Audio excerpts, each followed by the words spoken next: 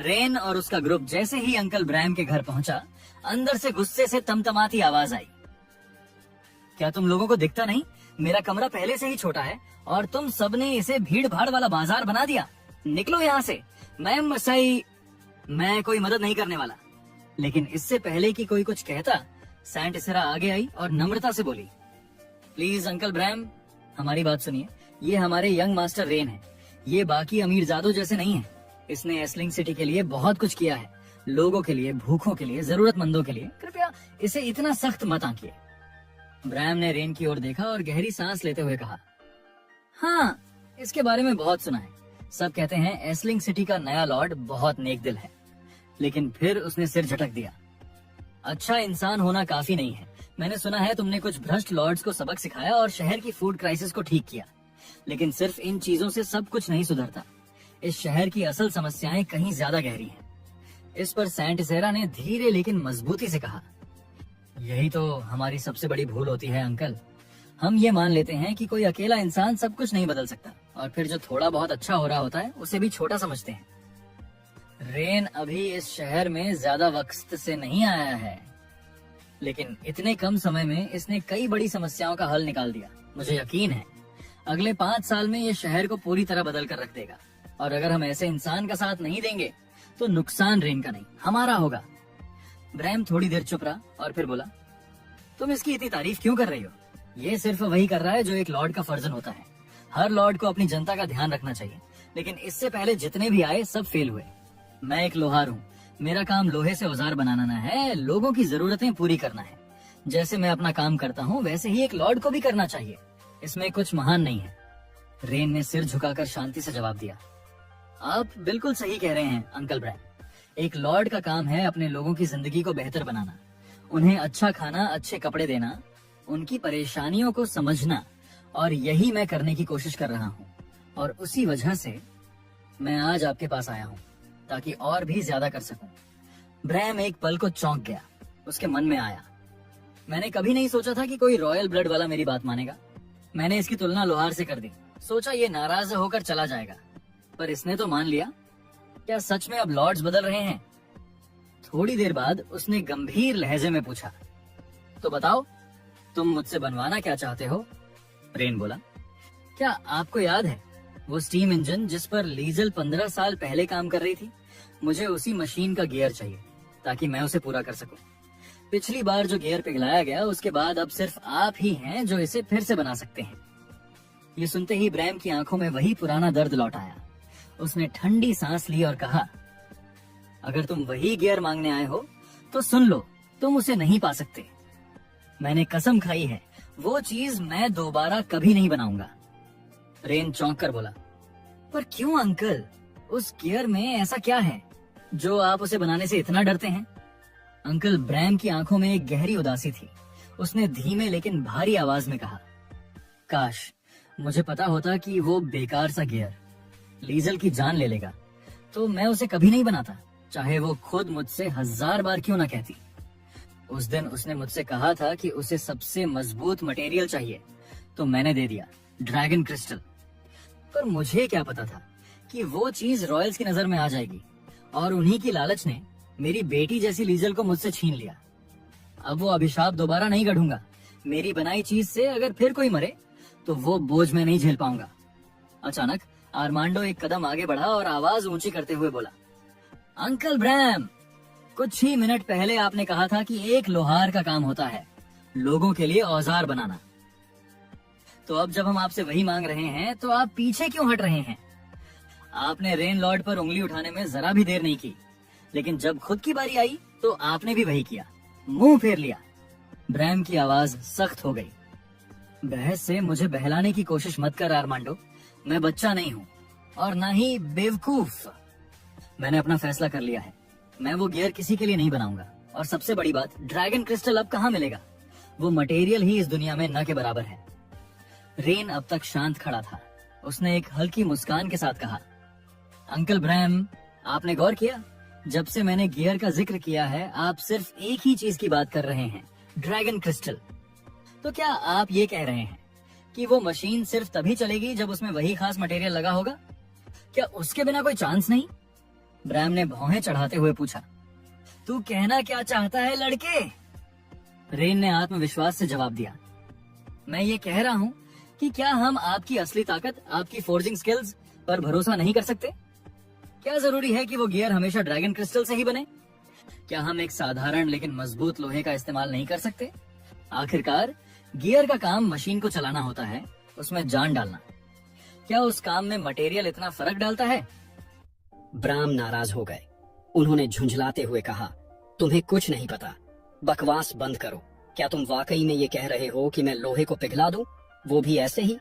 क्या तुम जानते हो ये काम सिर्फ प्राचीन ड्रैगन ही कर सकते थे? उन्होंने जोर देकर कहा, सिर्फ प्राचीन ड्रैगन ही इतने तापमान तक आग पहुंचा सकते थे कि लोहा पिघल सके। इस पूरे महाद्वीप में किसी के पास इतनी गर्मी पैदा करने की ताकत नहीं है। रेन सोच में पड़ गया। ब्राम असल में एंशिएंट ड्रैगन क्लैन की बात कर रहे थे। रेन को पता था कि ड्रैगन की आग बहुत ही भयानक गर्म होती है, शायद तभी वे आसानी से लोहा पिघला सकते थे। रेन ने स्वीकार किया कि ब्राम का फर्नेस सच में इतना गर्म नहीं हो सकता, तापमान काफी कम है। ब्राम ने भी दोहराया, ये सिर्फ मेरा फर्नेस नहीं, किसी के पास भी ऐसा फर्नेस नहीं है जो इतना तापमान बना सके। सुनो बच्चे, लोहा पिघलाना कोई मजाक नहीं है, ये काम छोड़ दो, ब्राम ने चेतावनी दी। रेन ने सिर हिलाया, आप सही हैं, अभी तक ऐसा कोई फर्नेस नहीं बना। फिर उसने चुनौती दी, लेकिन अगर मैं एक ऐसा फर्नेस बना दूं जो आसानी से लोहा पिघला सके, तो क्या आप लाइजल की मशीन के पार्ट्स बनाएंगे? ब्राम चौंक गए। क्या बक रहे हो तुम? अगर ऐसा फर्नेस बन गया तो ये फोर्जिंग की दुनिया में क्रांति होगी। हम वो सब बना सकते हैं जिसका हमने सिर्फ सपना देखा था। लेकिन फिर वो हंसे। तुम एक बच्चे हो और ऊपर से एक नोबल। नोबल्स को फोर्जिंग के बारे में क्या पता? ये सब तुम्हारे लिए बस ख्याली पुलाव है। रेन मुस्कुराया। फिर देखते हैं किसके शब्द खोखले हैं। उसने एक शर्त रखी, अगर मैं ऐसा फर्नेस बना दूं जो लोहा पिघला सके, तो क्या आप लाइसेल की मशीन के गियर्स बनाएंगे? ब्रैम ने गंभीर होकर कहा, तो बात यह है, ठीक है, अगर तुम ऐसा फर्नेस बना दो तो न सिर्फ मैं गियर्स बनाऊंगा, बल्कि जो भी पार्ट्स तुम्हें आगे चाहिए होंगे मैं खुद बनाऊंगा। लाइसेल की मशीन पूरी करने में मैं हर संभव मदद करूंगा। रेन के मन में आया, फर्नेस बनाना तो मेरे लिए आसान है। उसने मुस्कुराकर कहा, डन, अब बहुत जल्द तुम्हें तुम्हारा हाई क्वालिटी फर्नेस मिल जाएगा। जाते जाते ब्रैम ने चेतावनी दी, सुन लो बच्चा, अगर तुम फेल हुए तो फिर कभी यहाँ लौटकर मत आना, ये तुम्हारा आखिरी मौका है। रेन सोच में पड़ गया। लोहे को पिघलाने के लिए तापमान चाहिए होता है 1538 डिग्री सीसी। अभी का फर्नेस तो पास भी नहीं आता। अगर मुझे तापमान बढ़ाना है तो मुझे इसका डिजाइन ही बदलना होगा। रेन ने गौर किया कि फर्नेस के अंदर पर्याप्त ऑक्सीजन फ्लो की जगह नहीं है। मुझे एक सेकेंडरी ऑक्सीजन सप्लाई बनानी होगी जिससे हीट इफेक्ट बढ़े और तापमान दोगुना हो जाए। ये सोचकर रेन ने पास पड़ा एक हथौड़ा उठाया और फर्नेस पर वार करना शुरू कर दिया। सेरा और अरमांडो हैरान रह गए। यंग मास्टर ये क्या कर रहे हैं? वो ब्रैम अंकल का फर्नेस तोड़ रहे हैं। सेरा ने दौड़कर रेन को रोकने की कोशिश की। प्लीज यंग मास्टर, ऐसा मत कीजिए। ब्रैम अंकल को अगर पता चला कि आपने उनका फर्नेस तोड़ दिया है तो वो बहुत नाराज होंगे। अरमांडो भी घबरा गया। अंकल ब्रैम को उस फर्नेस से गहरा लगाव है। अगर आपने इसे तोड़ दिया तो वो हमारी कभी मदद नहीं करेंगे। रेन ने शांत स्वर में कहा, चिंता मत करो, मैं कुछ गलत नहीं कर रहा, बल्कि एक बड़ी चीज सही करने जा रहा हूँ। और फिर रेन ने फर्नेस में 2 नए छेद बना दिए। रेन ने फर्नेस की ओर इशारा करते हुए समझाया, अब इन 2 वेंट्स के जरिए ऑक्सीजन और हाइड्रोजन की सप्लाई पहले से कहीं ज्यादा बेहतर होगी। इससे फर्नेस की दहन क्षमता यानी कंबस्शन इफिशिएंसी बहुत बढ़ेगी। मुझे यकीन है तापमान 2 गुना तक बढ़ जाएगा और फिर हम लोहे को भी आराम से पिघला सकेंगे। सेरा अब भी उलझन में थी। यंग मास्टर, मुझे आपकी बातों का कुछ भी समझ नहीं आया। मैं बस इतना जानना चाहती हूँ, क्या ये वाकई काम करेगा? इतनी छोटी सी चीज से क्या सच में तापमान इतना बढ़ सकता है? रेन मुस्कुरा उठा। यही तो विज्ञान की खूबसूरती है सेरा। जो बदलाव बाहर से छोटा दिखता है वो अंदर से बहुत बड़ा असर डाल सकता है। बस देखती जाओ, ये फर्नेस कैसे लोहा पिघलाता है जैसे पहले कभी नहीं किया। उसी समय अंकल ब्राम लोहे का बोरा उठाए वहां पहुंचे। जैसे ही उनकी नजर बदले हुए फर्नेस पर पड़ी वो वहीं थम गए। तुमने ये क्या कर दिया? मेरा फर्नेस तोड़ दिया। तुम्हें अंदाजा भी है इसे बनाने में मैंने कितनी मेहनत की थी। मैंने अपनी आत्मा झोंक दी थी इसमें और तुमने कुछ ही पलों में इसे बर्बाद कर दिया।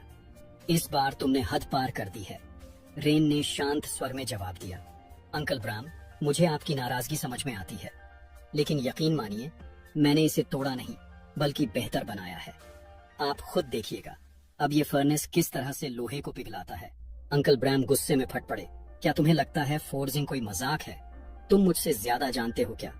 पूरी जिंदगी मैंने इसी कला में गुजारी है और मैं कह रहा हूँ तुमने मेरा फर्नेस बर्बाद कर दिया।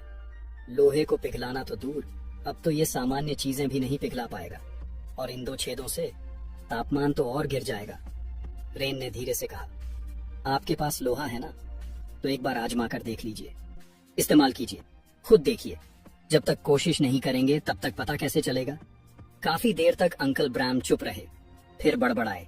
ठीक है, बहुत ज्यादा जिद कर रहे हो, मुझे तो पता है सब बर्बाद हो चुका है, पर तुम्हें गलत साबित करने के लिए एक बार कोशिश कर लेता हूँ। ब्राम ने अनमने ढंग से लोहा फर्नेस में डाला। सभी लोगों ने सांस रोक कर देखा। कुछ ही पलों में अंकल ब्राम की आंखें हैरानी से फैल गईं। ये कैसे हो सकता है? ये फर्नेस सच में लोहा पिघला रहा है? सेंटा ने हैरानी से कहा। यंग मास्टर, आप पूरी तरह सही थे, ये फर्नेस वाकई में लोहे को पिघला रहा है। अरमांडो भी दंग था, ये तो अविश्वसनीय है। मैंने कभी नहीं सोचा था कि हम कभी लोहा पिघला पाएंगे।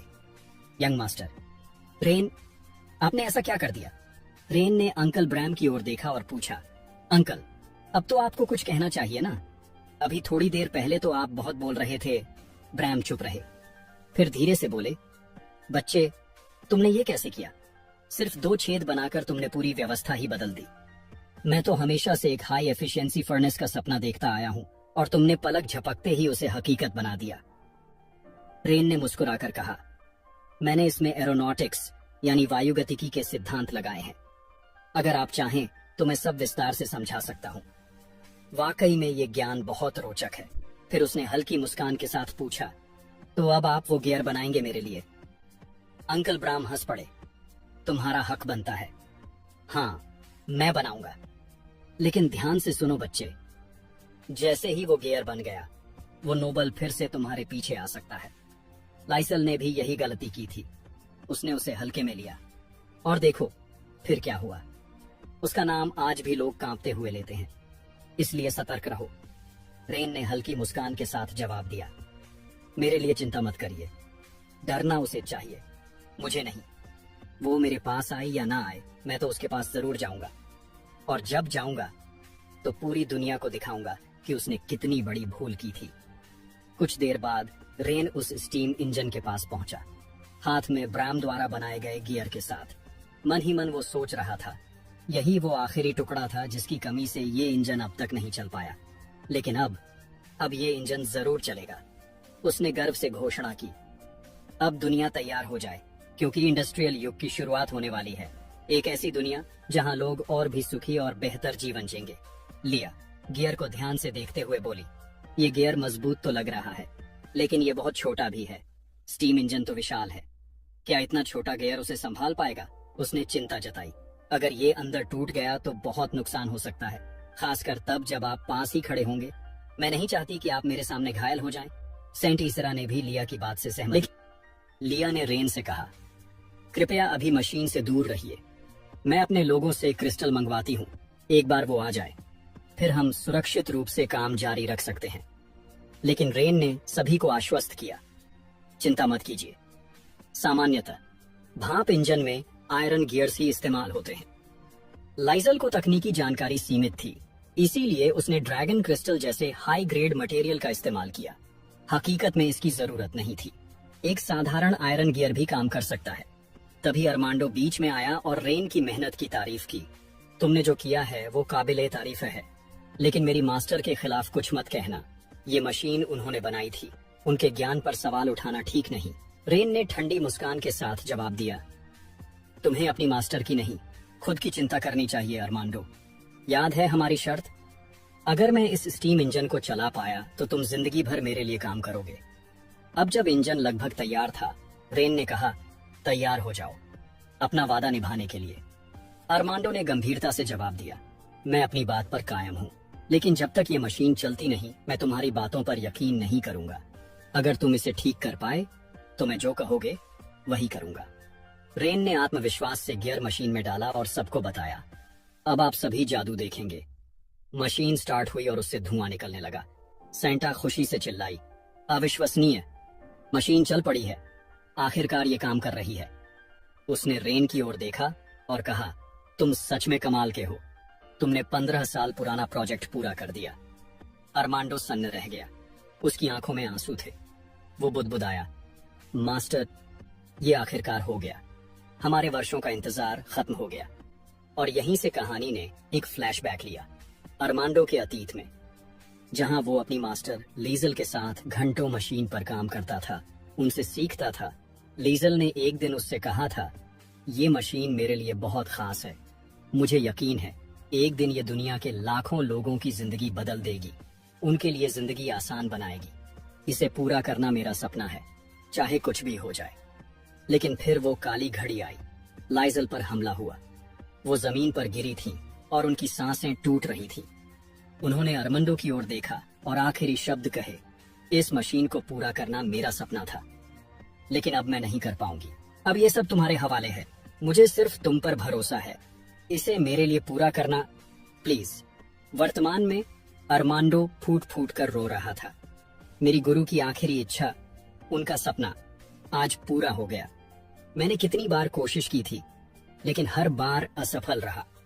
हर बार लगा जैसे मैं उनकी उम्मीदों पर खरा नहीं उतर सका। लेकिन आज ये सपना मेरी आंखों के सामने साकार हो गया। सेंट इसिरा ने धीरे से रेन से पूछा, क्या हमें अरमांडो को संभालना चाहिए? रेन ने मुस्कुराकर जवाब दिया, नहीं, उसे रोने दो। ये आंसू धूप के नहीं है, ये खुशी के आंसू हैं, जो उसने सालों से रोके रखे थे। जितना ज्यादा वो बहा लेगा उतना ही बेहतर होगा उसके लिए। 3 घंटे बाद अंकल ब्राम ने रेन के पास आकर मजाक में कहा, सच कहूं, मुझे कभी उम्मीद नहीं थी कि तुम जैसी शक्ल वाला कोई लड़का इस मशीन को चला भी पाएगा। मैं तो बस इतने समय से इसे देखता रहा, बस धुआं ही धुआं निकलता रहा। क्या ये स्मोकिंग मशीन है? इंसानों की तरह धुआं उड़ाती है? सेंटा हंसते हुए बोली, मैं भी यही सोच रही थी। मशीन तो बहुत मेहनत से बनाई है तुमने, लेकिन ये करती क्या है? धुआं उड़ाना ही इसका कमाल है क्या? ब्रैम ने फिर कहा, एक बात तो समझ में आ रही है, शायद ये मशीन युद्धभूमि के लिए बनाई गई है। सोचो, दुश्मनों के सामने अगर ये मोटा धुआं छोड़े तो सब घबरा जाए। असली मकसद शायद दुश्मन को डराना हो। रेन उन्हें सुनता रहा और मन ही मन सोचा, इन्हें सच में कुछ नहीं पता। लाइजल, तुम सच में एक जीनियस थी। ये लोग तो इस मशीन को देखकर भी नहीं समझ पा रहे कि ये करती क्या है, और तुमने इसे अकेले बना डाला था। फिर रेन ने सबकी ओर देखा और गंभीरता से कहा, आप सबने जितनी भी अटकलें लगाई सब गलत थी। ये कोई स्मोकिंग मशीन नहीं है। मैं बताता हूं ये असल में है क्या। ये है एक स्टीम इंजन, और यही है उस युग की नींव जिसे हम औद्योगिक क्रांति कहेंगे। ये मशीन भविष्य को आकार देने में एक बड़ा किरदार निभाने वाली है। चाहे बात कपड़ा उद्योग की हो, परिवहन की, या फिर युद्ध की मशीनों की, यही मशीन उन्हें चलाने की ताकत देती है। कह सकते हैं कि ये हर दूसरी मशीन के पीछे धड़कता हुआ दिल है। अंकल ब्रैम पूरी तरह से हैरान थे। औद्योगिक युग? वो तो जैसे किसी नई ही दुनिया का नाम सुन रहे थे। उन्होंने सेंट ईजरा की ओर देखा और पूछा, क्या तुम इसके बारे में कुछ जानती हो? वो मुस्कुराई और बोली, ये शब्द मैंने पहली बार सुना है, लेकिन अगर यंग मास्टर रेन कह रहे हैं कि ये जरूरी है तो फिर यकीनन ऐसा ही होगा। रेन ने आगे समझाया, स्टीम इंजन बाकी मशीनों को चलाने में मदद करता है, चाहे कपड़ा बुनाई हो, माल ढोना हो, या हथियारों को ताकत देना हो। लगता है ये मानवता की सबसे महान रचनाओं में से एक है। और सबसे अच्छी बात, ये तो बस शुरुआत है। सेंट ईसरा का चेहरा अब उत्साह से चमकने लगा। अब मुझे सब समझ आ गया। यंग मास्टर रेन, आप तो सचमुच कमाल हैं। अंकल ब्रैम भी बोले, सुनने में तो ये सब बहुत अद्भुत लग रहा है, लेकिन क्या ये वाकई इतना जरूरी है? क्या ये सचमुच हर चीज में मदद कर सकता है? फिर मुस्कुराकर बोले, जब से तुमने सिर्फ 2 छेदों से फर्नेस को गर्म किया है, तब से मैं सोच रहा हूं, अगर सिर्फ इतने से तापमान इतना बढ़ सकता है, तो फिर हथियार और औजार बनाने के भी अनगिनत नए तरीके होंगे। अगर तुम्हें इनके बारे में कुछ भी पता है तो कृपया मुझे बताना। रेन ने उन्हें आश्वासन दिया। जैसे ही मेरा स्टीम इंजन वाला काम पूरा होगा, सबसे पहले मैं आपकी मदद करूंगा। चिंता मत कीजिए, आगे आने वाले समय में भी मुझे आपकी मदद की बहुत जरूरत पड़ेगी। उसने समझाया कि दुनिया एक बड़े बदलाव की कगार पर खड़ी है और वो सबको दिखाना चाहता है कि इंडस्ट्रियलाइजेशन से कितने फायदे हो सकते हैं। वो एक ऐसी दुनिया की कल्पना करता है जहां जादू और उद्योग दोनों साथ साथ चले, और अगर वो इस धरती को उस मुकाम तक नहीं ले जा पाया तो फिर वो रेन एडगर कहलाने के लायक ही नहीं। रेन के शब्दों में जैसे आग थी, उसका सपना, उसकी महत्वाकांक्षा सब जाहिर हो रहा था। तभी रोसलिन दौड़ती हुई आई और बोली, लेडी प्रिका आपके इलाके में आ चुकी हैं। रेन का चेहरा खुशी से खिल उठा। अरे मेरी बहन आ गई, ये तो कमाल की खबर है। वो तुरंत उस प्रोजेक्ट के बारे में सोचने लगा जो लगभग पूरा हो चुका था, लेकिन साथ ही एक बड़ी परेशानी थी, पैसों की तंगी। उसने सोचा, ये तो एकदम सही मौका है बहन से मदद मांगने का। मेरी दूसरी बहन काफी अमीर है, अगर वो मेरी सिटी में निवेश कर दे तो सारी समस्याएं हल हो सकती हैं। इस ख्याल से उसका दिल खुशी से झूम उठा। रोसलिन ने और बताया, लेडी प्रिका आपके लिए एक खास तोहफा भी लाई है। उन्होंने कहा है कि आप उनसे तुरंत मिलें ताकि वो खुद आपको वो चीज सौंप सकें। रेन की उत्सुकता और बढ़ गई। वो मुस्कुराकर पूछ बैठा, तुमने देखा क्या वो तोहफा क्या है? मैं तो अब और इंतजार नहीं कर पा रहा। रेन सोचने लगा, मेरी बड़ी बहन तो हमेशा से मुझे बिगाड़ती आई है, शायद ढेर सारा सोना लाई है। अब तो मुझे पैसे मांगने की शर्म भी नहीं झेलनी पड़ेगी, क्योंकि इस बार तो वो खुद मेरे ऊपर पैसे लुटा रही है। वो मन ही मन गर्व से सोच रहा था, एंडर परिवार सचमुच दुनिया का सबसे बेस्ट परिवार है। लेकिन तभी रोसलिन ने जो बताया, उसने रेन को झकझोर कर रख दिया। उसने कहा, लेडी प्रिका सिर्फ दौलत नहीं लाई है, उन्होंने साथ लाया है ढेर सारी खूबसूरत और जवान लड़कियां जिनकी उम्र 18 से 20 के बीच है। रोसलिन हंसते हुए बोली, लगता है लेडी प्रिका को अच्छी तरह पता है कि यंग मास्टर को कौन सा तोहफा पसंद आएगा। रेन अवाक रह गया। कुछ देर बाद रेन अपनी हवेली में पहुंचा और प्रिका से मिला। वो गर्मजोशी से उसका स्वागत करते हुए बोली, तुम तो बहुत बड़े हो गए हो, तुम्हें पता ही नहीं मैं तुम्हें कितना मिस करती हूँ। रेन मुस्कुराते हुए बोला, मैंने भी आपको मिस किया है, लेकिन मुझे आपसे एक जरूरी सवाल पूछना है। उसने पीछे खड़ी लड़कियों की ओर इशारा किया और पूछा, आप उन्हें साथ क्यों लाई हैं? प्रिका हंसने लगी, अरे ये क्या सवाल हुआ? कहीं तुम ये तो नहीं कह रहे कि तुम्हें इनमें से कोई पसंद नहीं आई? क्या इन सब में से कोई भी तुम्हारे टाइप की नहीं है? रेन ने झट से कहा, नहीं नहीं, बात वो नहीं है, लेकिन जब से ये सब यहाँ आई हैं, लोग मुझे अजीब निगाहों से देखने लगे हैं। जो लोग पहले मेरा सम्मान करते थे अब अजीब तरह से देख रहे हैं। मुझे बहुत असहज महसूस हो रहा है, इसलिए जानना चाहता हूँ आप उन्हें लेकर क्यों आई हैं? प्रिका ने भौहें चढ़ाई और बोली, ओह ऐसा है, क्या यहाँ के लोगों में सच में इतनी हिम्मत है कि ये अपने स्वामी का अपमान कर सके?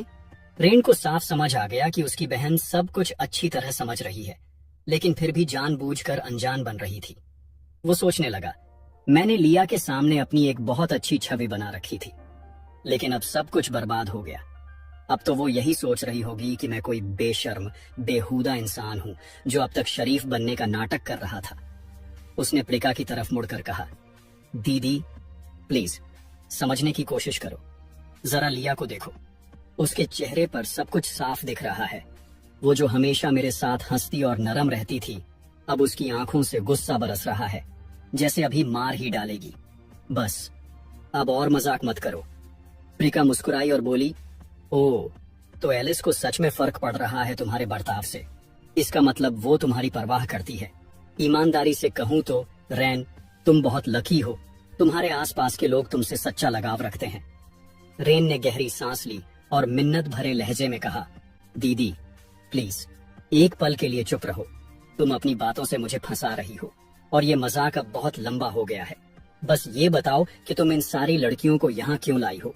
मुझे तो याद नहीं कि मैंने तुमसे कभी किसी को बुलाने को कहा था। आखिरकार प्रिका बोली, ठीक है बताती हूँ, लेकिन पहले इतना ड्रामा मत करो। मैं इन्हें उस चिट्ठी की वजह से लाई हूँ जो तुमने मुझे भेजी थी। रेन चौंक गया, क्या सिर्फ एक चिट्ठी की वजह से? प्रिका ने सिर हिलाया और कहा, हाँ वही चिट्ठी जिसमें तुमने लिखा था कि तुम्हें रोसलिन बहुत पसंद है और तुम उसे अपने पास रखना चाहते हो। वो पढ़ते ही मुझे लगा मेरा छोटा भाई अब बड़ा हो गया है, तो मैंने सोचा कि तुम्हें खुश करने के लिए कुछ करना चाहिए। मैंने सोचा अगर तुम्हारे पास विकल्प होंगे तो शायद तुम्हें कोई उपयुक्त साथी मिल जाए। इसलिए मैंने अलग अलग तरह की लड़कियों को लाया ताकि शायद तुम्हारे स्वाद की कोई मिल जाए। रेन हक्का बक्का रह गया। रुको, कब कहा मैंने कि मुझे रोसलिन पसंद है? तुमने मेरे खत को गलत समझा। मैं उसे यहाँ इसलिए लाना चाहता था क्योंकि वो बहुत प्रतिभाशाली है, न कि इसलिए कि मुझे उससे कोई लगाव है। प्रिका जोर से हंसने लगी। ओह, ऐसा है क्या? तो फिर लगता है मैंने कुछ ज्यादा ही सोच लिया। लेकिन सच बताऊं, मुझे खुद रोसलिन बहुत पसंद है। बहादुर है, खूबसूरत है, और अगर तुम्हें वो पसंद होती भी तो क्या बुरा था? मैं तुम्हारी बड़ी बहन हूँ, मुझसे शर्माने की क्या जरूरत? फिर उसने लिया की तरफ मुड़कर कहा, वैसे एलिस, तुमसे कुछ पूछना था। अगर तुम्हारा युवा स्वामी एक से ज्यादा पत्नियां रखना चाहे तो क्या तुम्हें दिक्कत होगी? चिंता मत करो, वो तुम्हें नजरअंदाज नहीं करेगा। रेन बीच में ही बोल पड़ा, दीदी प्लीज ऐसे मत बोलो। लिया धीरे से आगे बढ़ी और शिष्टता से बोली, मिस प्रिशा, लगता है आप मजाक कर रही हैं, लेकिन मैं सिर्फ युवा स्वामी की दासी हूँ। मुझे उनके निजी जीवन पर कोई टिप्पणी करने का अधिकार नहीं है। वो एक विवाह करें या कई, ये उनका निर्णय है। सच कहूं तो मुझे नहीं पता कि मैं उनके लिए कितनी मायने रखती हूँ। वो पल भर के लिए रुकी, फिर हल्की सी मुस्कान के साथ जोड़ा, लेकिन शायद आपके आने से मुझे एक बात याद आ गई। मैं सिर्फ एक दासी हूँ। रेन ने उसकी ओर देखा और कोमल स्वर में कहा, प्लीज गलत मत समझो, दीदी सिर्फ मजाक कर रही थी। तुम्हें दिल पर लेने की जरूरत नहीं है। लेकिन प्रिका ने देखा कि लिया के हाथ कांप रहे थे। वो मन ही मन सोचने लगी, मैंने अपनी जिंदगी में बहुत सी दासियां देखी हैं, लेकिन लिया जैसी सच्ची परवाह करने वाली कभी नहीं देखी। वो रेन की बहुत गहराई से फिक्र करती है। अब और छेड़ना ठीक नहीं होगा। फिर उसने ग्वेन की ओर देखा और कहा, ठीक है, आज के लिए काफी मजाक हो गया। सारी लड़कियों को वापस भेज दो, अब उनकी यहाँ जरूरत नहीं है। ग्वेन ने सम्मान से सिर झुकाया और बोली, जी मिस प्रिका, मैं देख लेती हूँ। बाद में रेन प्रिका को साथ लेकर स्टडी रूम में गया और समझाने लगा, कुछ ही दिनों में एसलिंग शहर में डैम प्रोजेक्ट पूरा हो जाएगा। इसका सबसे बड़ा फायदा यह होगा कि हम खेती के लिए पानी का बहाव कंट्रोल कर पाएंगे। जितना पानी जरूरत होगी उतना ही छोड़ा जाएगा, जिससे किसानों को काफी मदद मिलेगी। फिर वह थोड़ा उत्साह से बोला, और सबसे जरूरी बात, हम इस डैम से हाइड्रो पावर भी बना पाएंगे। प्रिका उत्सुक होकर पूछ बैठी, हाइड्रो पावर? ये क्या होता है? क्या कोई जादुई यंत्र है जो पानी को कंट्रोल करता है? रेन मुस्कुराया और सिर हिलाते हुए बोला, नहीं, बिल्कुल नहीं।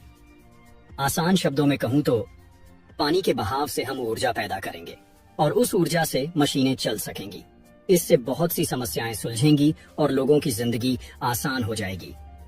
हालांकि रेन ने अच्छी तरह समझाया, फिर भी उसे लगा कि प्रिका पूरी तरह नहीं समझ पाई। इसलिए उसने पूछा, लेकिन क्या ये सच में यहाँ की फूड क्राइसिस हल कर पाएगा? रेन ने आत्मविश्वास से सिर हिलाया, हाँ, सब कुछ आपस में जुड़ा है। अगर खेतों को सही सिंचाई मिलेगी तो फसलें भी बेहतर उगेंगी, और जब फसलें भरपूर होंगी तो खाना खुद ब खुद भरपूर हो जाएगा। तुम समझती क्यों नहीं? अगर हम ये बांध बनाते हैं तो एक साथ कई समस्याओं का हल हो जाएगा। प्रिसिया वहीं बैठ गई, उसकी आंखों में हैरानी साफ झलक रही थी। ये तो वाकई कमाल है।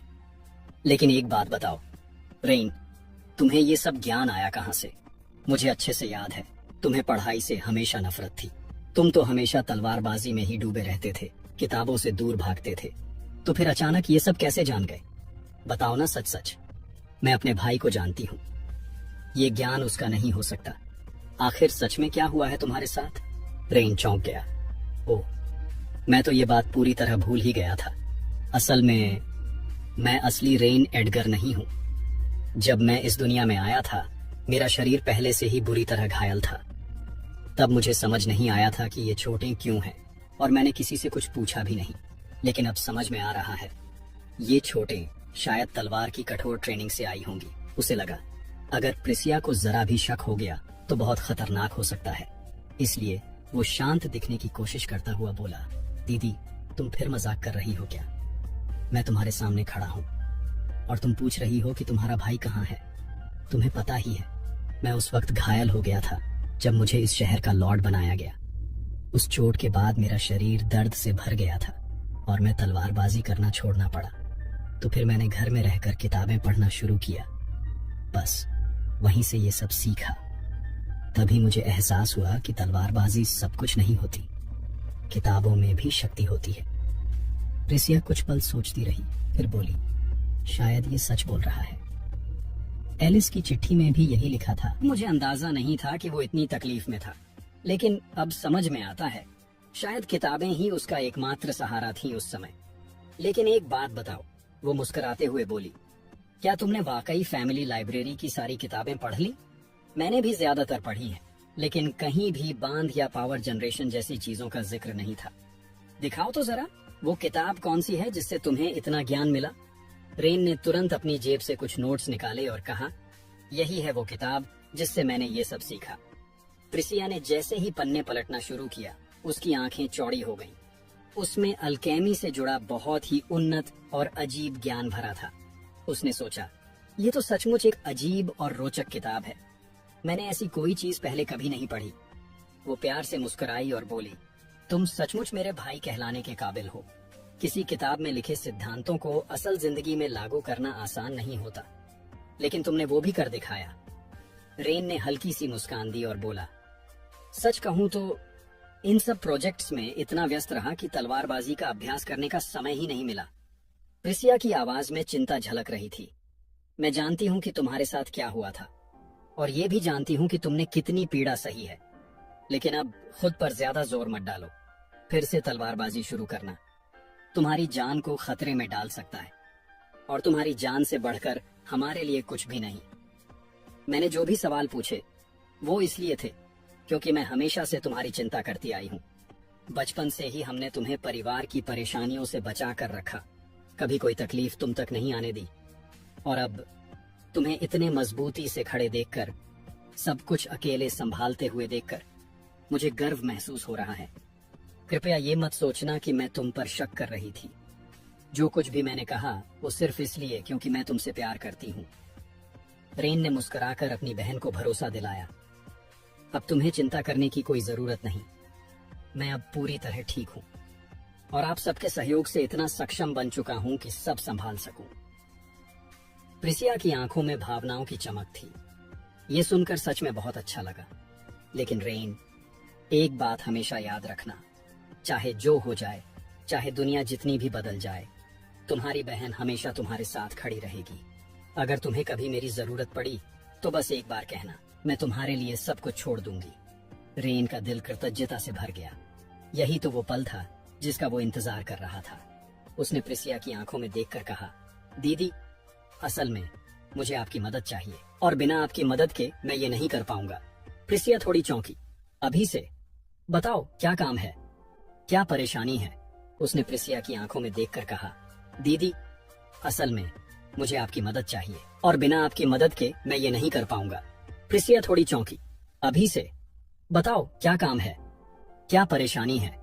रेन बोला, दीदी, मैं चाहता हूँ कि आप मेरे शहर में निवेश करें। आप जानती हैं कि हाल ही में हमने कई मुश्किलों का सामना किया है।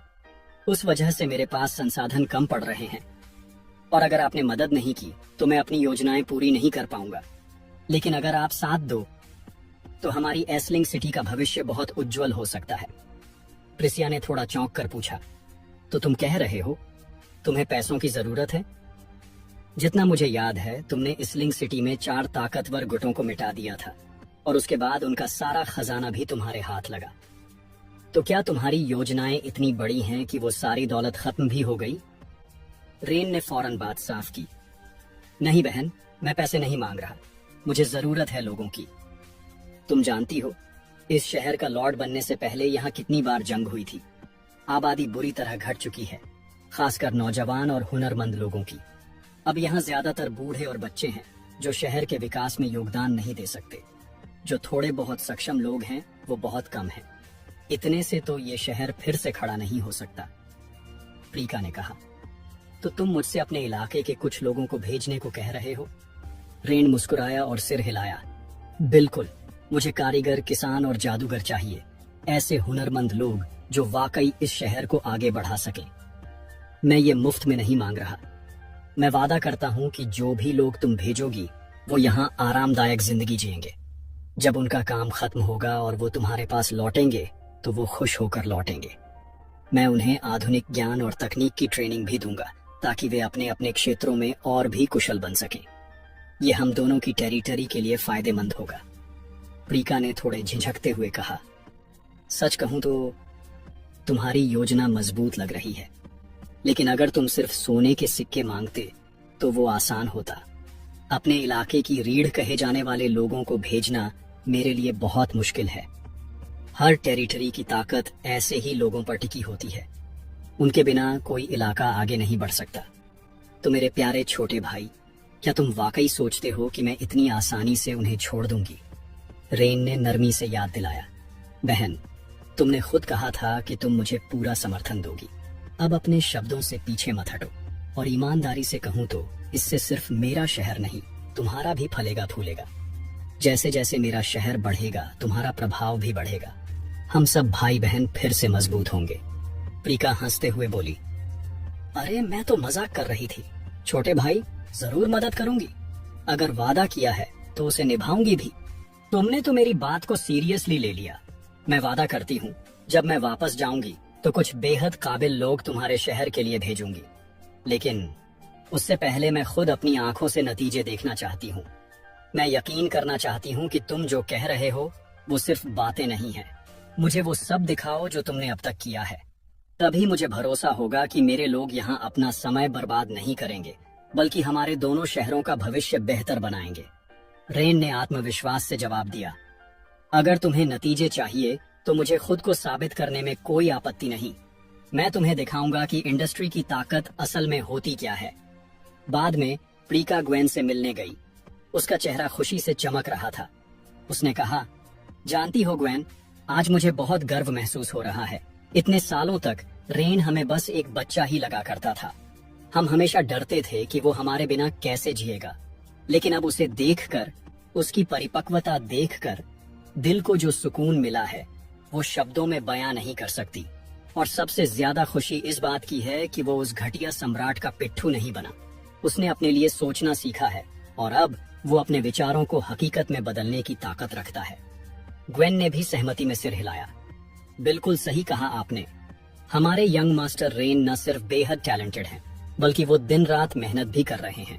वो अपने दिल और जान से शहर को आगे बढ़ाने में लगे हैं। अगर रेन ऐसे ही मेहनत करते रहे तो मैं गारंटी देती हूँ वो बहुत आगे जाएंगे। प्रीका ने गर्व से कहा, ये देखकर मैं हैरान हूँ कि मेरा भाई अपनी बुद्धिमत्ता से कितनी तरक्की कर रहा है, लेकिन दिल का एक कोना कड़वाहट से भर गया है, क्योंकि उसने पूरी जिंदगी मार्शल आर्ट्स सीखने में लगा दी और अब वो उन्हें इस्तेमाल ही नहीं कर सकता, सिर्फ उस घटिया सम्राट की वजह से। अगर उसने रेन को जर न दिया होता तो रेन आज दिमाग और ताकत दोनों से अव्वल होता। उसने गुस्से से दांत भींचे और कहा, सम्राट को इसकी सजा भुगतनी होगी। उसने जो जहरीला वार किया, अब उसकी कीमत उसे चुकानी पड़ेगी।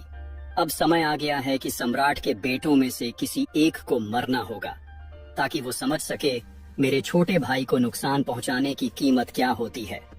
उसने ग्वेन को आदेश दिया, सारे राजकुमारों पर निगरानी रखो। जैसे ही कोई सही टारगेट मिले उसे खत्म कर दो। सम्राट ने बहुत बड़ी गलती की है और अब उसे इसकी सजा जरूर मिलनी चाहिए। ग्वेन ने आश्वस्त करते हुए कहा, आप चिंता मत कीजिए, सब कुछ मैं संभाल लूंगी और ये भी तय करूंगी कि किसी को कुछ पता न चले। इस बीच प्रीका के दिल में आग जल रही थी। ओ घटिया सम्राट, तुम्हें अपनी हद में रहना चाहिए था। तुमने जिसे नुकसान पहुंचाया है वो मेरा छोटा भाई है, जिसे मैं इस दुनिया में सबसे ज्यादा चाहता हूँ। उसी पर हमला करने की हिम्मत की तुमने। जाहिर है मैं बदला लूंगा। उसकी आवाज में गुस्सा और दर्द दोनों था।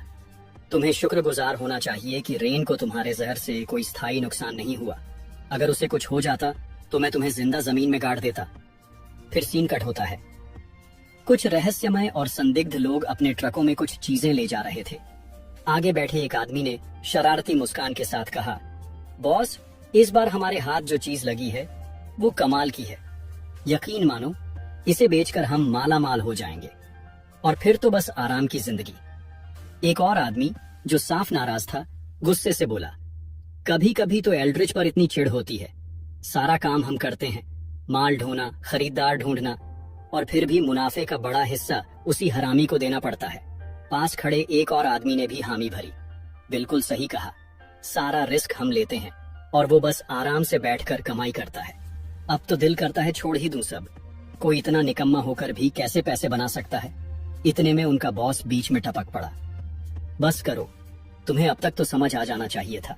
हाँ, एल्ड्रिच लालची है और हमारा बड़ा हिस्सा हड़प लेता है, लेकिन उसकी मदद के बिना हम ये सब कर भी नहीं सकते। उसने सबको चेताया। इस धंधे का एक रूल है, जो तुम्हें सपोर्ट करता है उसके खिलाफ कभी मत बोलो। सोचो, एल्ड्रिच ना होता तो क्या हम इतनी आजादी से शहर में घुसते, धंधा करते और निकल जाते? कोई और ये छूट नहीं देता, और जिसे इससे दिक्कत है तो सीधा बोलो, अभी के अभी छोड़ दो सब। अचानक एक आदमी दौड़ता हुआ आया। बॉस, बड़ी मुसीबत है। एल्सिंग सिटी का लॉर्ड बदल गया है, अब एल्ड्रिच प्रभारी नहीं है। बॉस चौंक गया। क्या? सिटी लॉर्ड बदल गया? कब हुआ ये सब? जो देखा सुना सब बताओ। आदमी ने कहा, आपके कहने पर मैं एल्सिंग सिटी गया था। जैसे ही गेट पर पहुंचा कुछ नया महसूस हुआ। गार्ड्स नए थे, मैंने पहले कभी उन्हें नहीं देखा। बहाना बनाया अंदर जाने का, लेकिन उन्होंने मानने से मना कर दिया। रिश्वत तक दी, पर उन्होंने मेरे पैसे मेरे मुंह पर फेंक दिए। सवाल पे सवाल पूछने लगे। मैं कौन हूँ, क्यों आया हूँ? मैंने झूठ बोल दिया कि रिश्तेदार से मिलने आया हूँ, तब जाकर पीछा छूटा।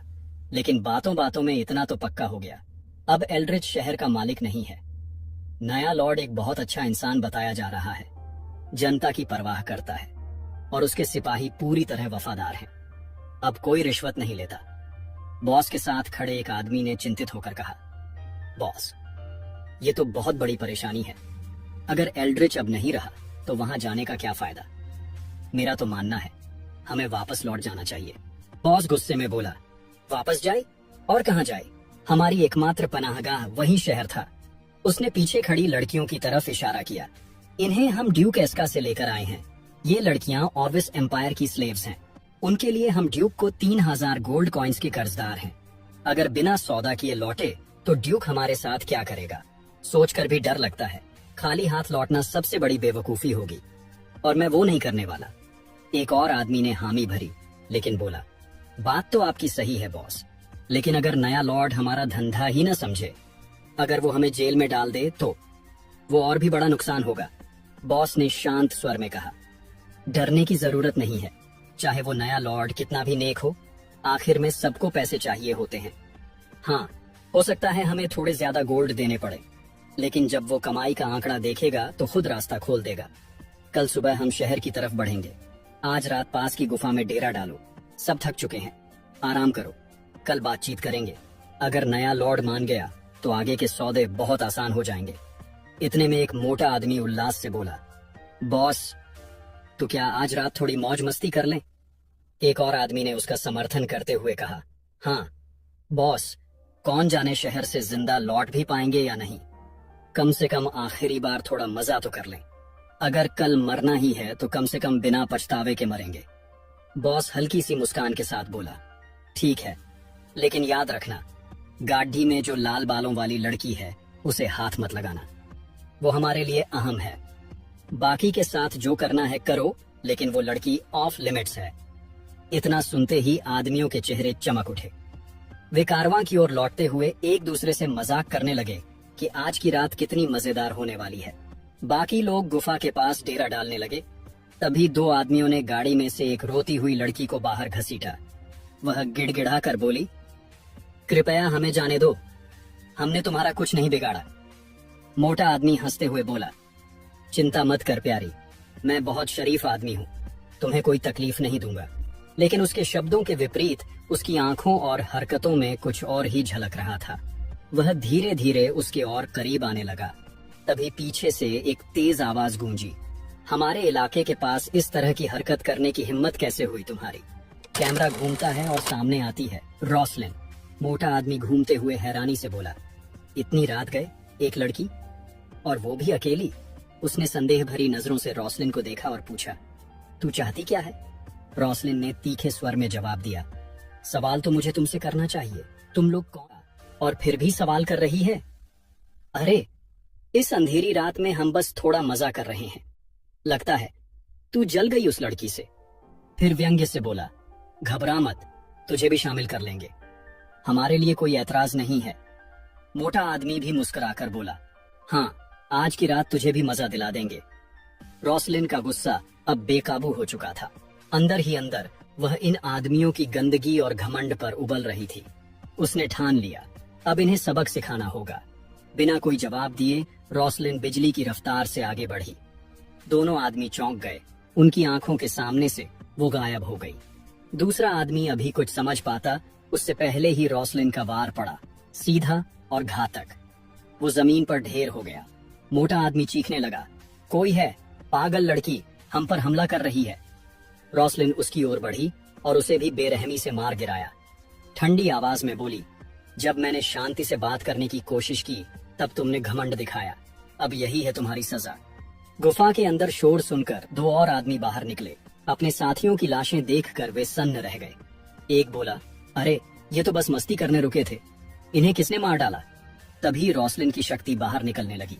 वह उनकी ओर बढ़ी और बोली, लगता है तुम सब अकेले नहीं हो, पूरी गंदगी की टोली यहाँ घुस आई है।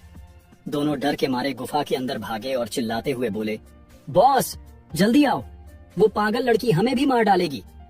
बॉस ने आवाजें सुनी और माथे पर शिकन आ गई। उसने सोचा, क्या कोई जंगली जानवर हमला कर रहा है? लेकिन जैसे ही वह बाहर आया, सामने का नजारा देखकर उसकी आंखें फटी रह गईं। उसके आदमी डर के मारे उसके पीछे छिपते हुए बोले, उस पागल लड़की ने सबको मार डाला, अगर आप नहीं आते तो हम भी मारे जाते। बॉस ने शांत मुद्रा बनाए रखते हुए रॉसलिन की ओर देखा और पूछा, क्या मैं जान सकता हूँ कि तुमने मेरे आदमियों पर हमला क्यों किया? वह बोला, जहां तक मुझे याद है हमने तुम्हारा कोई नुकसान नहीं किया। अगर हमने कोई गुनाह नहीं किया तो फिर इतनी सख्त सजा क्यों? रॉसलिन सीधे मुद्दे पर आई। उसने पूछा, वो लड़की जो पहले रो रही थी, क्या वो तुम्हारे साथ है और उसका तुमसे क्या रिश्ता है? बॉस हल्की हंसी के साथ बोला, लगता है तुम कोई गलत फहमी में हो, शायद तुम्हें लगा हम कुछ गलत कर रहे हैं, बट ऐसा कुछ नहीं है। फिर वह बोला, असल में हम ड्यूक एस्का के इलाके से आए गुलाम व्यापारी हैं, हम तो बस यहाँ अपने गुलाम बेचने आए थे। उसने यह तक कहा कि उनके पास उस शहर के स्थानीय रईसों के आदेश हैं और वे सिर्फ उनके कहे अनुसार गुलामों को ला रहे हैं। सब कुछ पूरी तरह कानूनी था, इसलिए रॉसलिन को उनके आदमियों पर हमला करने का कोई हक नहीं था। रॉसलिन का चेहरा भीतर से सख्त हो गया। वो अंदर ही अंदर स्तब्ध रह गई। क्या उसने कहा कि वो ड्यूक एस्का के इलाके से आया है?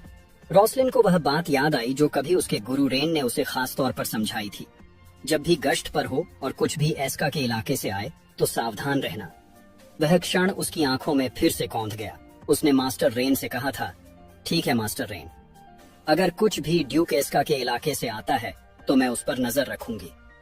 उसने जिज्ञासावश यह भी पूछा था कि उसे खास तौर पर किन चीजों पर नजर रखनी है। वह बोली थी, अगर कुछ मामूली हुआ तो मैं आपको तंग नहीं करूंगी। रेन ने तब एक सख्त स्वर में जवाब दिया था, तुम्हारा काम है बस उनके भीतर की कोई भी गलती पकड़ना, किसी भी हाल में। उस समय रॉसलिन चौंक गई थी। क्या मेरा असली काम सिर्फ दूसरों की गलतियां पकड़ना है? अब इस क्षण में उसे वह सबक और भी साफ साफ याद आ रहा था। मास्टर रेन ने कहा था, जब वे गलती करें तभी पकड़ो, और अब वे मुझे सोने से खरीदने की कोशिश कर रहे हैं। हमारे इलाके में इससे बड़ी गलती क्या हो सकती है? बॉस ने एक बार फिर माहौल शांत करने की कोशिश की। वह बोला, जो कुछ भी हुआ वो बस एक गलत फहमी थी। मैंने साफ साफ बताया था कि हम कहां से आए हैं और क्यों। फिर उसने एक बेहतर प्रस्ताव पेश किया, एक तोहफा मंजूर कर लो और सब कुछ भूल जाओ। उसके अनुसार ये दोनों पक्षों के लिए फायदेमंद रहेगा। लेकिन रॉसलिन उस वक्त अपने ही विचारों में डूबी थी। उसे याद आया कि जब मास्टर रेन ने उससे कहा था कि उन्हें बस गलती पकड़नी है, तब वह कितनी उलझन में थी। आज भी उसे पूरा यकीन नहीं था कि उसके गुरु को यह सब क्यों चाहिए। लेकिन एक बात तय थी, यह मौका सबसे बेहतरीन था और वो इसे खोने नहीं वाली थी। तभी वह गुस्से में गरज उठी, मुझे परवाह नहीं कि तुम कौन हो या कहां से आए हो, यहाँ तक कि ड्यूक एस्का भी मेरे लिए कोई मायने नहीं रखता। सन ने दमदार आवाज में कहा, तुम इस वक्त एस्लिंग सिटी की सीमा में खड़े हो, जहाँ का शासन मास्टर रेन एडगर के अधीन है। यहाँ कोई भी गैर कानूनी काम बर्दाश्त नहीं किया जाएगा।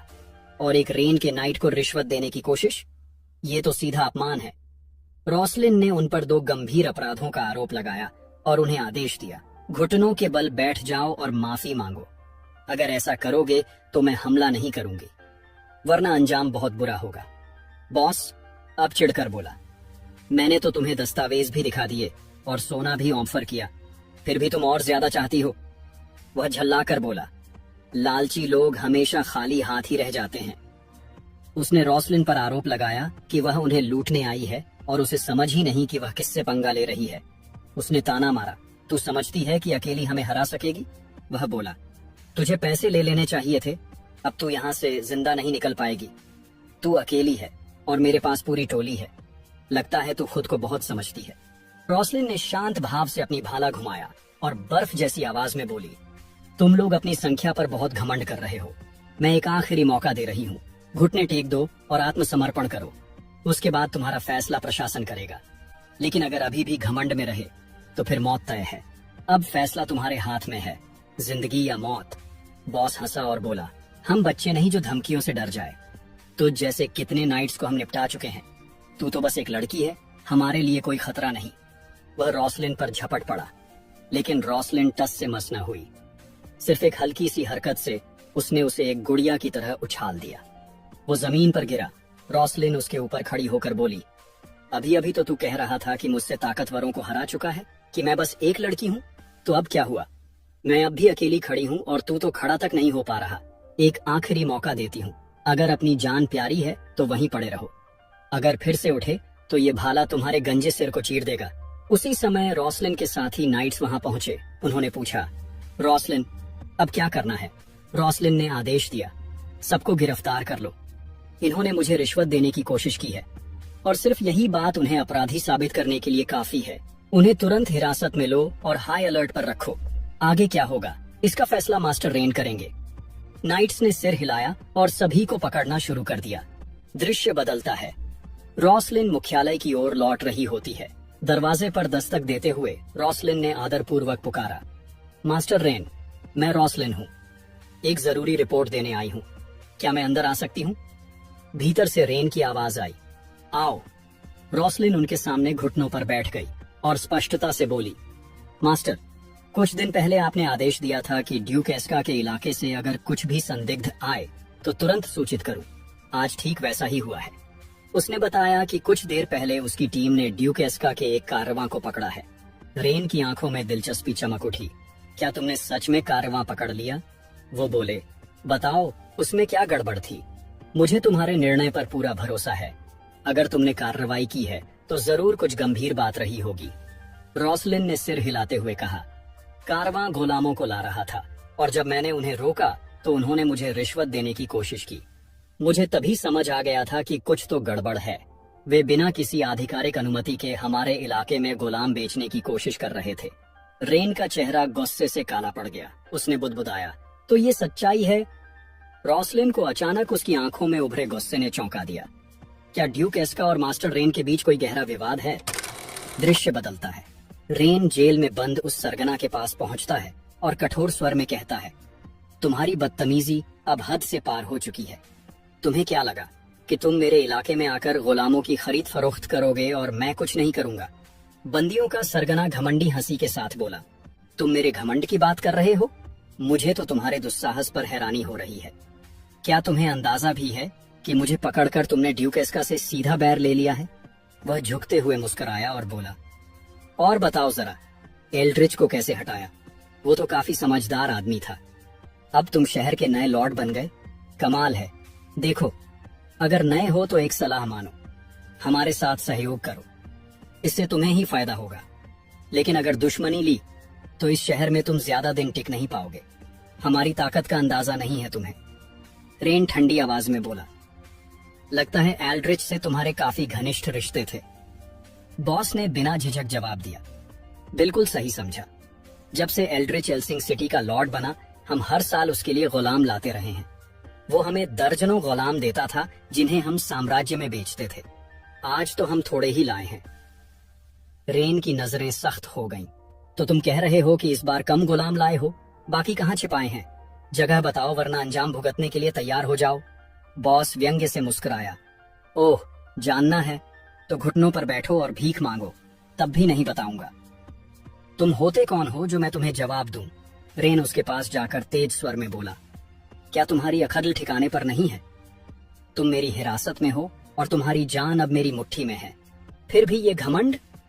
उसने मुट्ठी कसते हुए कहा, अगर तुमने बकवास बंद नहीं की तो जिंदगी भर पछताओगे। मैं तुम्हें जिंदा भी छोड़ सकता हूं और अभी के अभी खत्म भी कर सकता हूं। बॉस ने ठोड़ी ऊंची की और चुनौती भरे स्वर में कहा, छू कर तो देखो, ड्यूक इसका मुझे बचाएगा। अगर तुमने मुझे मारा तो वो तुम्हें खोज कर मारेगा। वो इस शहर में घुसकर तुम्हारा अंत कर देगा और तुम कुछ नहीं कर पाओगे। रेन ठंडी हंसी के साथ जवाब देता है, लगता है तुम भूल रहे हो, ये मेरी जमीन है। अगर ये ड्यूकेस्का की जगह होती तो शायद तुम बच जाते, लेकिन यहाँ उसका कोई वजूद नहीं। बॉस ने ताना मारते हुए कहा, नाटक बंद करो लड़के, तुम्हारे ब्लफ में अच्छे से समझता हूँ। अगर तुम्हारे पास दम होता तो अब तक कुछ कर चुके होते। मेरा वक्त बर्बाद मत करो, बस बताओ कितने पैसे चाहिए तुम्हें और सौदा खत्म करते हैं। बहुत हो गई ड्रामा। रेन ने पास खड़ी लिया की तरफ देखा और बोला, ये आदमी तो पागल हो चुका है, लगता है अब इसे अकल ठोक के ही देनी पड़ेगी। लिया ने बिना झिझक चाकू निकाला और शांत स्वर में बोली, समझ गई यंग मास्टर, मुझे पता है अब क्या करना है। उसने चाकू को उछाला और वो सीधा सरगना के कंधे में जाकर धंस गया। वह दर्द से कराहते हुए जमीन पर गिर पड़ा। अब वह बुरी तरह डर चुका था। मन ही मन सोचता है, मैंने इसे कम आंका था। ये सच में ब्लफ नहीं कर रहा था। अगर अब नहीं बोला तो मेरी मौत तय है। कांपते हुए उसने आखिरकार कबूल किया। दक्षिणी जंगल में एक पुराना मकान है, बाकी के गुलाम वहीं छिपाए हैं। यही सब कुछ है जो मुझे पता है। प्लीज मुझे मत मारो। रेन लिया की ओर देखता है और वहां से आगे बढ़ता है। रॉस को कहो कि घुड़सवार दल तैयार करे। हम अभी दक्षिणी जंगल की ओर रवाना हो रहे हैं। देखते हैं कि इन नीचों ने हमारी धरती पर कितना झर फैलाया है और कितने निर्दोषों को कैद कर रखा है। रेन का स्वर अब मौत की तरह ठंडा हो गया। उम्मीद है कि तुमने झूठ नहीं बोला, वरना जब मैं लौटूंगा तो तुम्हारी जिंदगी को ऐसा बना दूंगा कि मौत के लिए तरसोगे, लेकिन वो भी तुम्हारे नसीब में नहीं होगी। रेन और उसकी टोली जैसे ही रवाना हुई, पीछे से बंदी सरदार दांत पीसता हुआ सोचने लगा, कह लो जो कहना है लड़के, मैं जानता हूं तुम लौट कर नहीं आओगे। वहां तुम्हें गुलाम तो मिलेंगे, लेकिन साथ ही हमारे हत्यारे भी तुम्हारी राह देख रहे होंगे। जब तक तुम समझोगे, तुम्हारा सिर तुम्हारे शरीर से अलग हो चुका होगा। अगर तुमने मेरा प्रस्ताव मान लिया होता तो खूब मुनाफा कमा सकते थे, लेकिन अब तुम अपनी मौत के मुंह में जा रहे हो। कुछ ही देर में रेन का दल जंगल के किनारे पहुंच चुका था।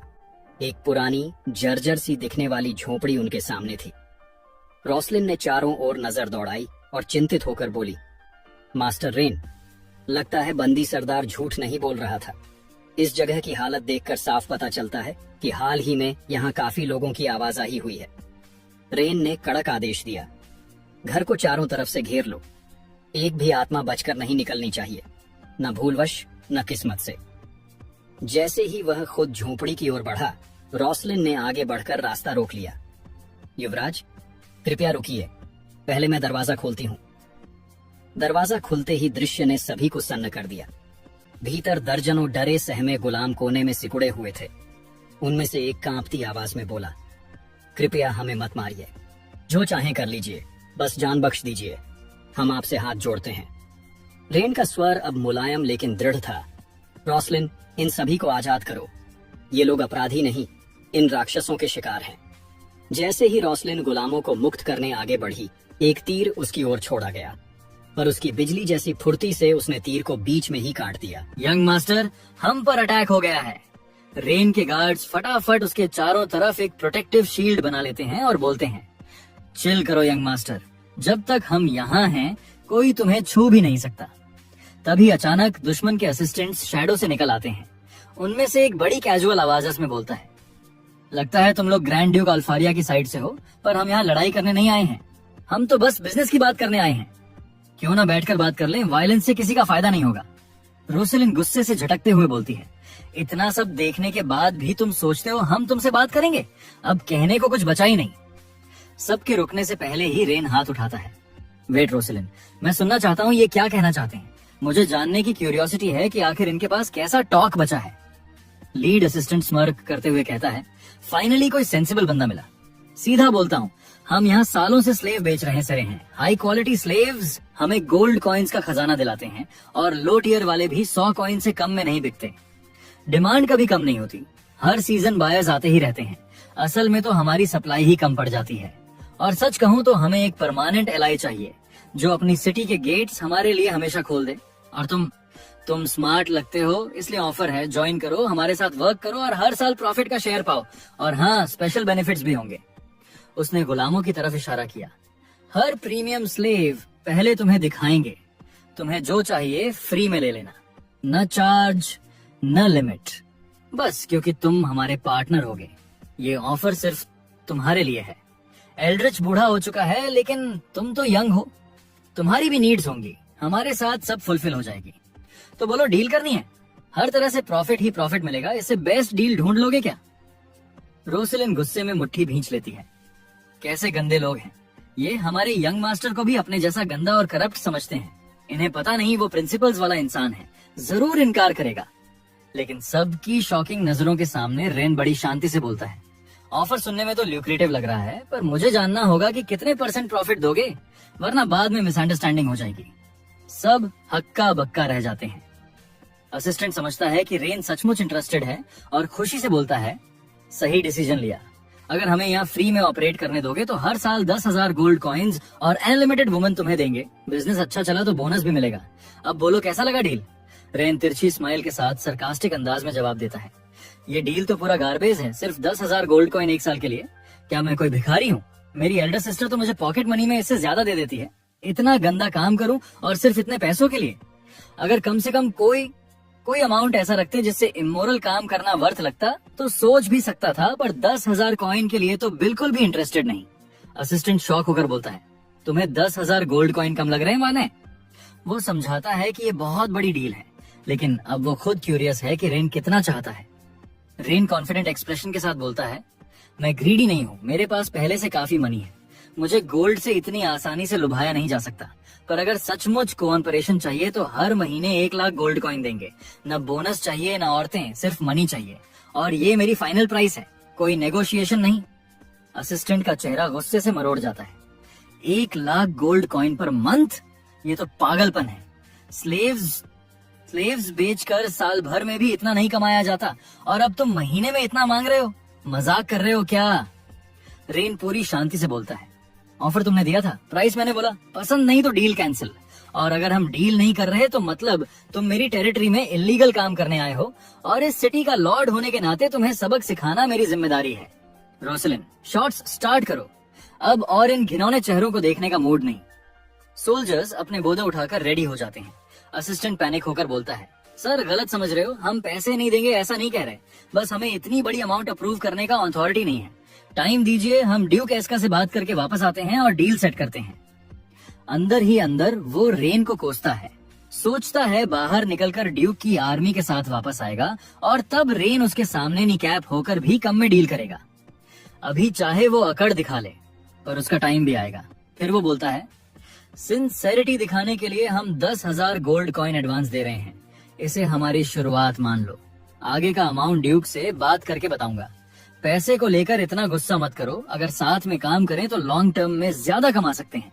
लेकिन रेन सिर हिलाते हुए बोलता है, इतनी छोटी अमाउंट मुझे सेटिस्फाई नहीं कर सकती।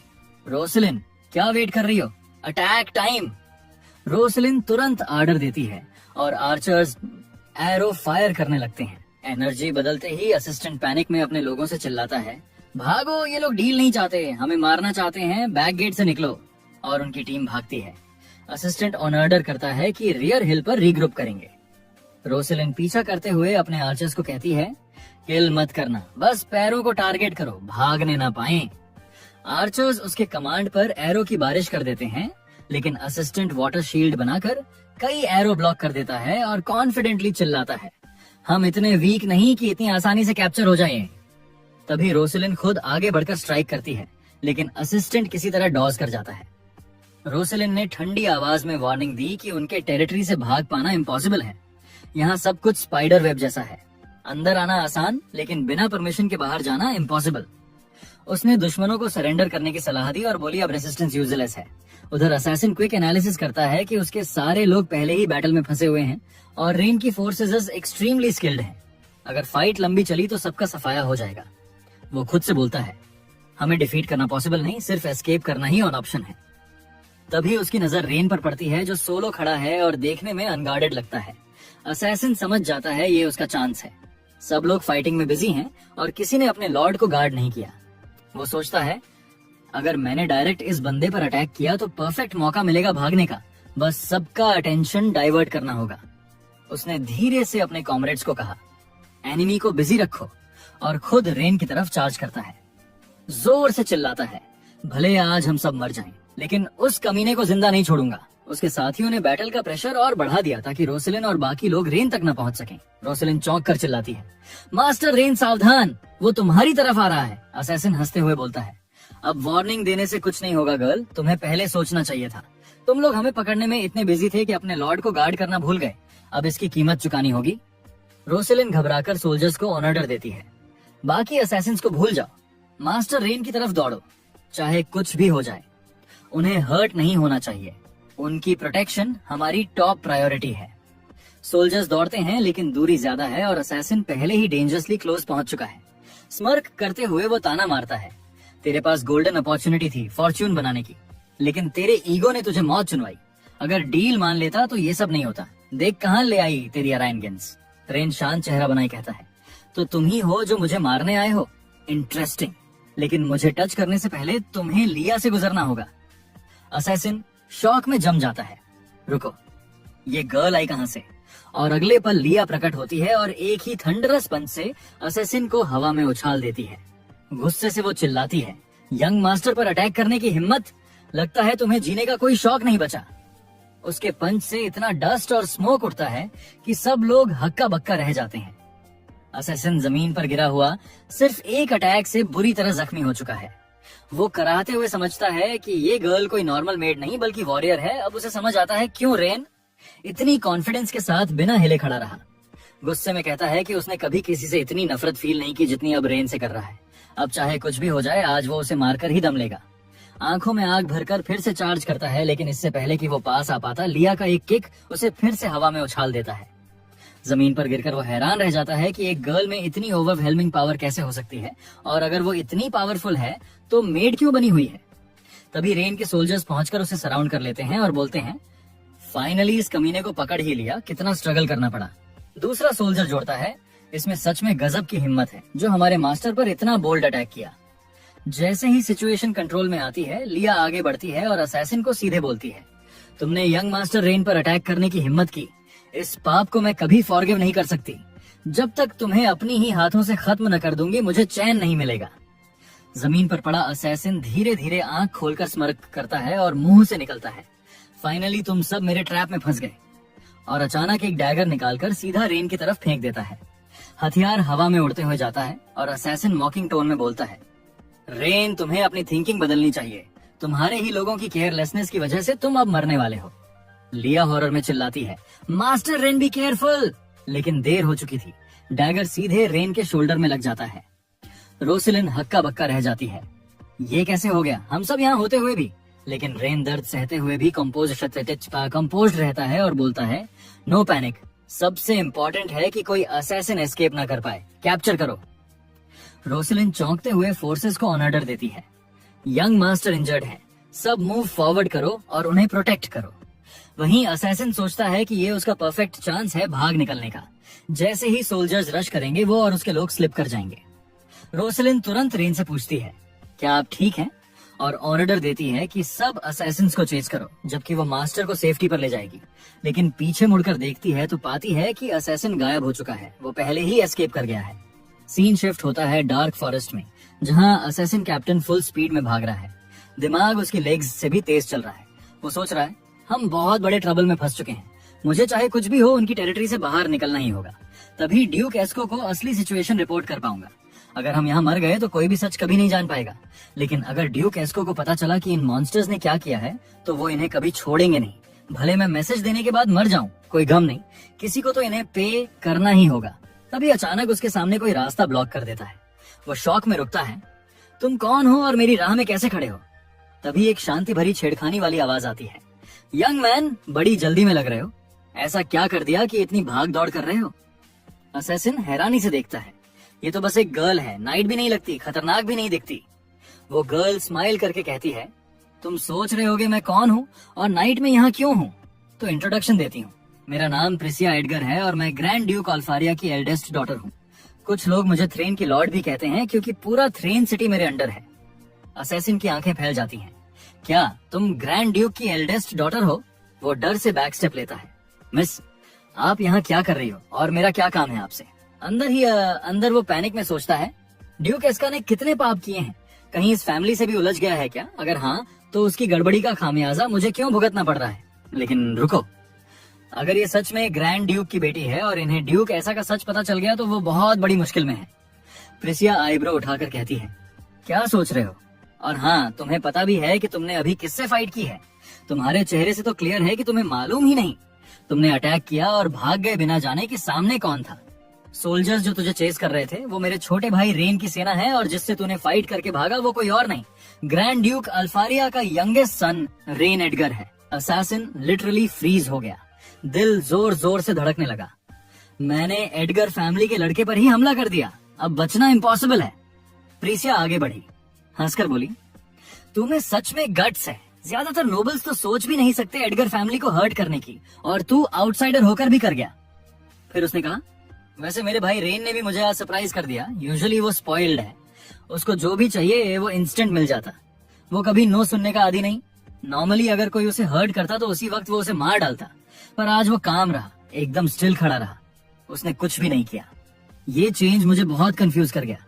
बट रिलैक्स, अगर मेरे भाई ने कुछ नहीं किया तो मैं भी कुछ नहीं करूंगी। पर इसका मतलब ये मत समझना कि तू सेफ है, क्योंकि तेरा किलर ऑलरेडी तेरे पीछे खड़ा है। असैसिन का पूरा बॉडी डर से कांप गया। उसे फील हुआ कोई मॉन्स्टरस चीज उसके पीछे खड़ी है, प्योर रेज से भरी हुई। उसने हिम्मत करके पीछे देखा और शॉक में बोला, तू वो मेड। लिया ग्लोइंग आईज के साथ बोली, तूने मेरे यंग मास्टर को हर्ट किया और सोचता है इजीली बच जाएगा। तुझसे ही वो इंजर्ड हुआ और उस वक्त मैं कुछ नहीं कर पाई। अब मैं अपना पूरा गुस्सा तुझ पर निकालूंगी। असैसिन घबराकर बोला, प्लीज मुझे छोड़ दो, मैं तो बस ड्यूक एस्का के ऑर्डर फॉलो कर रहा था। पर लिया ने हाथ उठाया और पावर अनलीश कर दी। उसकी बॉडी हवा में लिफ्ट हो गई। पैरालाइज्ड, इवन ब्रीदिंग भी मुश्किल।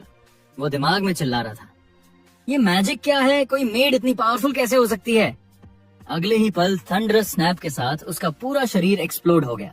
लिया की आवाज गूंजी, जो भी मेरे यंग मास्टर को हर्ट करेगा उसका यही हाल होगा, चाहे कोई भी हो। फिर उसने प्रीशिया से कहा, मिस प्रीशिया, मुझे यंग मास्टर के पास जाना है, प्लीज अपना ध्यान रखना। प्रीशिया बोली, डोंट वरी, मैं संभाल लूंगी, तुम रेन के पास जाओ। लिया ने नॉड किया और चली गई। अकेली रहकर प्रीशिया ने ग्वेन की तरफ देखकर कहा, मैंने सही वार्निंग दी थी, लिया को कभी प्रवोक मत करना, उसका गुस्सा बेहद डेंजरस है। तभी एक पोर्टल खुला और ग्वेन बाहर आई। उसने बाव करके कहा, मिस प्रीशिया, चिंता मत कीजिए, चाहे लिया कितनी भी पावरफुल हो जाए, वो रेन को कभी हार्म नहीं करेगी। उसकी लॉयल्टी एब्सोल्यूटन है, वो उसके लिए अपनी जान तक दे देगी। प्रीशिया मुस्कुराई, तुम्हारी बातों से तो लग रहा है मेरा भाई बहुत क्रूअल है और लिया बस सफर कर रही है। ग्वेन ने जल्दी से डिनाई किया, नहीं मिस, मेरा मतलब वो नहीं था, मैं बस कहना चाह रही थी लिया बहुत लॉयल है। प्रीशिया सॉफ्टली हंसी और बोली, मुझे तुम बहुत पसंद हो ग्वेन, स्मार्ट भी हो और स्ट्रॉन्ग भी। क्यों ना मैं तुम्हारी शादी रेन से अरेंज कर दूं ताकि मुझे उसकी सेफ्टी की टेंशन न रहे। ग्वेन शर्मा गई। मिस प्रीशिया प्लीज मजाक मत कीजिए। फिर प्रीशिया ने सीरियस होकर ऑर्डर दिया, ग्वेन, ड्यूक एस्का को मैसेज भेजो, वो अब हद से ज्यादा बोल्ड हो गया है। उसको याद दिलाना जरूरी है कि एडगर फैमिली से टकराना मतलब बर्बादी। चाहे वो ड्यूक बन गया हो, पर हमारी फैमिली को इंसल्ट करने लायक नहीं है। ग्वेन ने सिर हिलाया, मिस प्रीशिया, आप टेंशन मत लीजिए, आपका मैसेज पहुंचेगा और उसे समझ आ जाएगा कि उसने कितना बड़ा मेस क्रिएट किया है। प्रीशिया ने डीप ब्रेथ लिया, ठीक है, अब हमें वापस चलना चाहिए, वरना रेन को पता चल गया कि हम रात में बाहर थे तो वो फ्यूरियस हो जाएगा। सीन शिफ्ट हुआ रेन के रूम में, जहां लिया उसके जख्म बांध चुकी थी। उसने पूछा, यंग मास्टर, पेन तो नहीं हो रहा? रेन ने कूल बनते हुए बोला, बस एक स्क्रैच है, इतना माइनर इंजरी मुझे इफेक्ट नहीं कर सकता। पर अचानक चोट दब गई और वो कराह उठा। लिया ने स्कोल्ड किया, मैंने कहा था मूव मत करना, ज्यादा मूव करोगे तो और हर्ट होगा। तुम्हें प्रॉपर्ली हील होना जरूरी है, तब तक रूम से बाहर मत जाना। रेन ने फिर कहा, डोंट वरी, ये माइनर इंजरी है, जल्दी हील हो जाएगी। पर उसकी वॉइस ट्रेम्बल कर गई, ये सब मेरी गलती थी, अगर मैं तुम्हारे पास रहती तो तुम्हें हर्ट नहीं होता। तभी डोर खुला और प्रीसिया रश करते हुए अंदर आई। रेन, चोट कहाँ लगी है? सीरियस तो नहीं है?